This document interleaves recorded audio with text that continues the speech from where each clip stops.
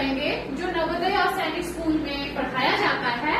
तो आज हम थोड़ा सा उसको सीखते हैं। तो बेसिक साइंस में सबसे पहले हम देखेंगे जो हम डेली लाइफ में देखते हैं, सॉलिड, लिक्विड, गैसियस। ये मैंने आपको थोड़े से पहले भी बताए थे, बट आज मैं एक शॉर्ट फॉर्म में आपको इनका ट्रिक बताती हूँ कि आपने इनको कैसे याद रखना है। कई बार आपसे पूछा जाता है what do you understand by the meaning of solid, liquid and gaseous. आप क्या है, यू कैन इजीली से मैम सॉलिड के पार्टिकल्स जो है वो बहुत क्लोजली पैक्ड होते हैं और उनकी फिक्स्ड शेप होती है, फिक्स्ड साइज होता है।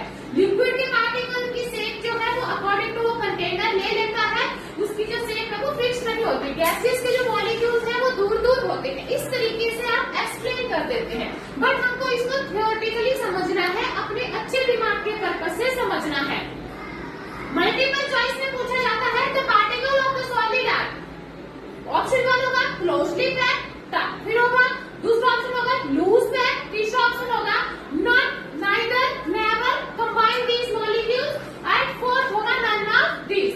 तो सबसे पहले सॉलिड, लिक्विड और गैसेस को समझते